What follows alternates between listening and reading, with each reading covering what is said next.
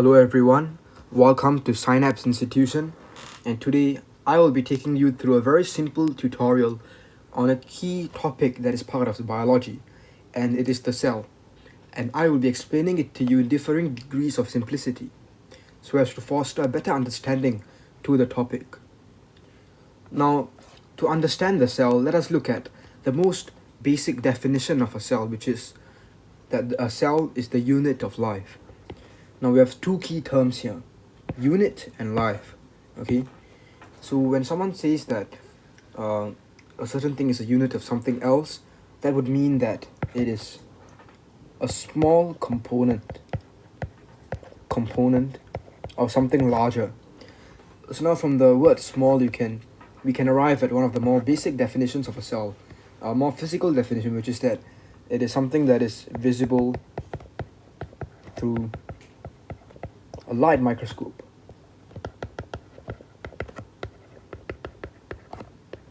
So this is one of the more physical definitions of a cell. Next, life. Okay, so when you think of life, you think about something of qualities associated with living things. But when it comes to cells, we need to understand that this life refers to something called protoplasm. Okay, and this is a key term that you need to be aware of. So the living material in the cell is known as protoplasm. Okay, living material.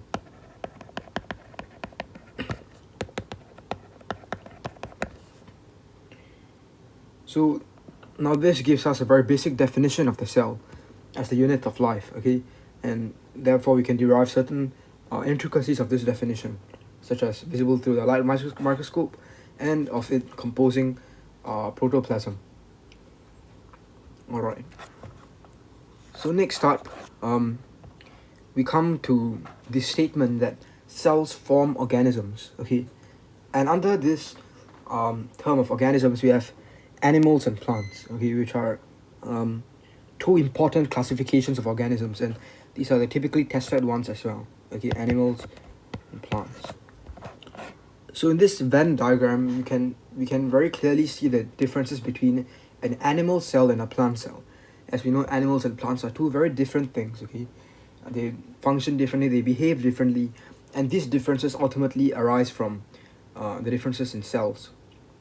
So certain common organelles include the nucleus, the cytoplasm, the cell surface membrane, and the vacuole. Okay, and I'll move on to explain what these terms mean later on.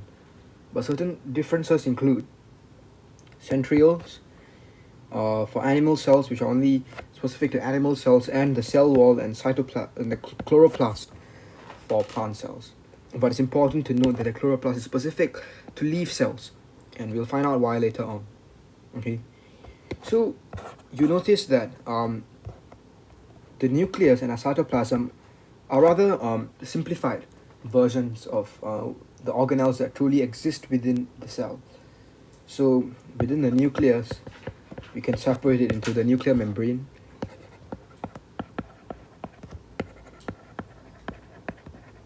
and the nucleolus. Now sometimes it's really important to know certain differences within the organelles to better understand the cell. And within the cytoplasm, okay, we have organelles.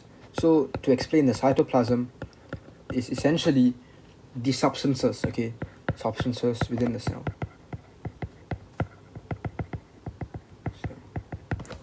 So when it comes to substances, we know that they're organelles. Organelles are tiny components within the cell. So certain important organelles include the mitochondria, the ribosomes,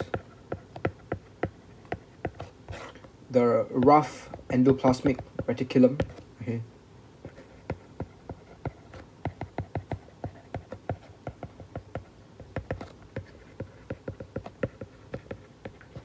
and the smooth endoplasmic reticulum, okay, smooth. And finally, we also have the Golgi apparatus.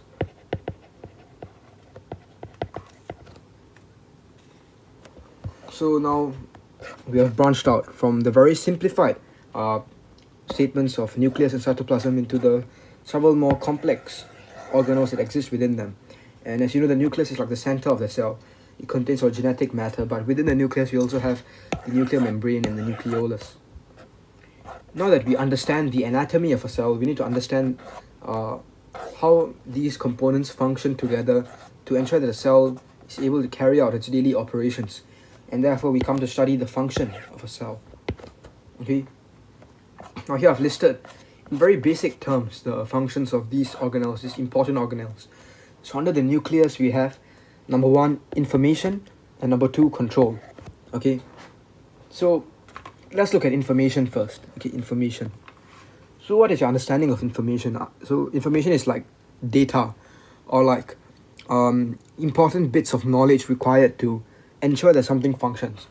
But in terms of biology, information refers to genetic information. Okay. So the nucleus stores genetic information. Number 1, stores genetic information. Okay.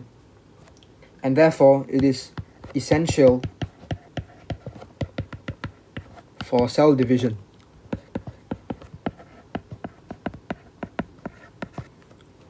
Because when the cell divides, it has to ensure that equal amounts of information or genetic information is split between the two cells, and therefore it is essential for for cell division.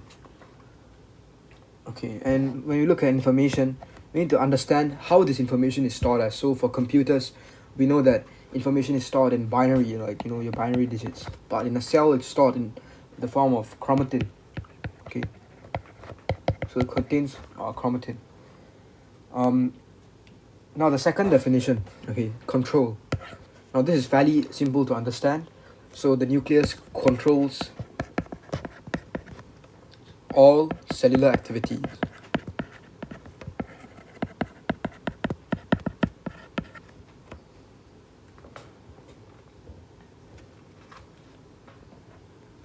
Next we have the cytoplasm, which I briefly explained earlier. So the cytoplasm is simply defined by the fact that it contains substances in a very general term. Okay, but if you want to be specific, we can call it cytosol. So this is purely the sap, okay, that exists within the cell. Okay, it's a semi-liquid substance.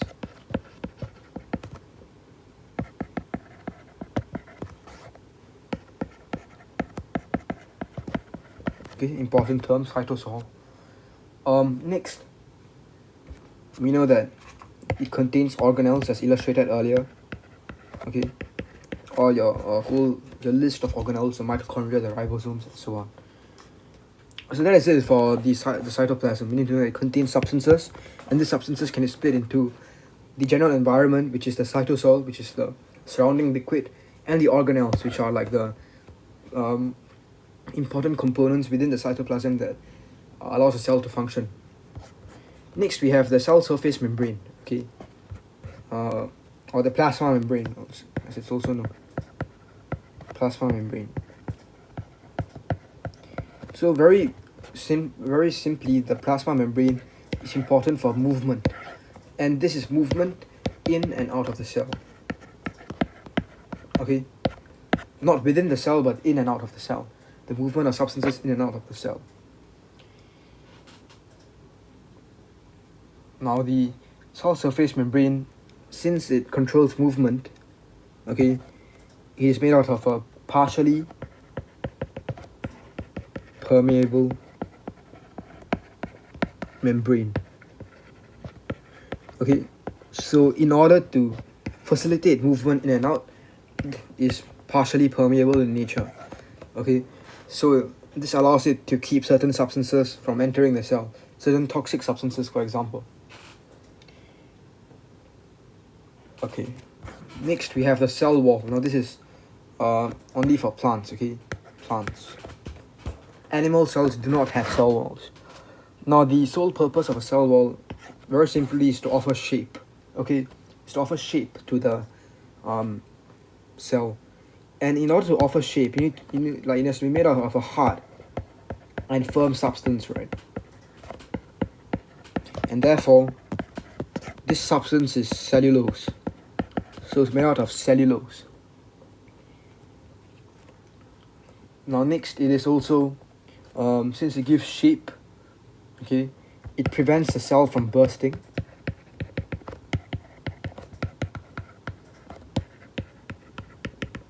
Okay, so this is under the fact that it gives shape, prevents the cells from bursting, and also offers protection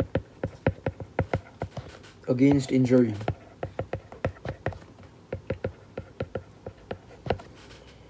So here we can see a very simple cause and effect relationship. So the cause is that it's made out of cellulose, which is hard and firm, and therefore it provides shape, and therefore it prevents the cell from bursting and protects it against injury. So this is all you need to know for the cell wall. Next we have the chloroplast, again specific to plant, but also specific to the leaf cells. Okay. So chloroplast, very simply, it facilitates photosynthesis, okay, which is the conversion of light energy into chemical energy. Okay, so it makes food from light. So the light energy is used to convert the raw substances like water and carbon dioxide into sugars like glucose. So chloroplasts, well, they contain chlorophyll. Okay, chloro. Now, since you know that they conduct photosynthesis, you need to know that they contain chlorophyll, which is the pigment that allows for photosynthesis. Okay, so that is all you need to know for the chloroplast. Now next we have the vacuole. Okay, now the vacuole, very simply, it stores substances. It stores excess substances like cell sap, or like excess sugars or proteins, anything like that. And you need to know that they differ in animal and plant cells. So in animal cells, there are many small and temporary vacuoles, whereas in the plant cell, as you can see in this diagram above here, vacuole is much larger. Okay, it's a large and permanent vacuole. Okay, so in the plant cells, it's a single large vacuole.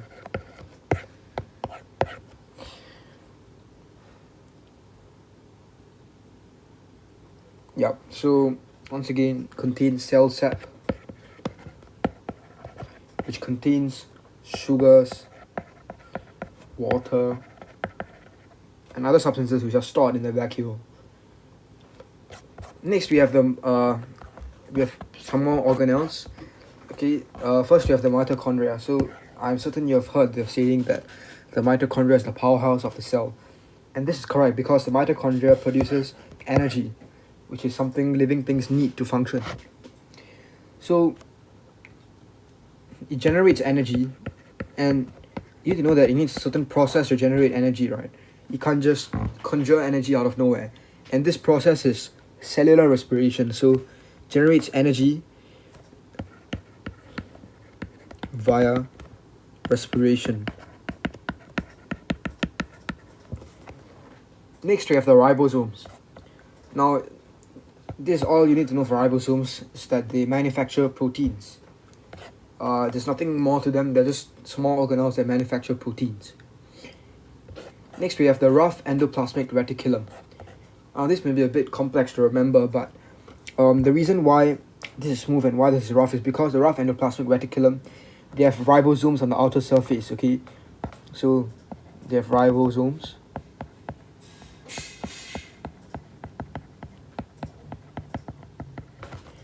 While these do not. Okay, so if this is the rough endoplasmic reticulum, it has got these ribosomes on the surface that makes it appear rough, while the smooth one is just rather smooth. There's no ribosomes on the surface. So the rough endoplasmic reticulum, okay, it transports proteins. Now let me explain this in detail, but first we need to know the region where it's located. So it is continuous with the nucleus. And next, it transports newly synthesized, newly made proteins to the Golgi apparatus, which I'll explain later on. So this is all you need to know for the rough endoplasmic reticulum.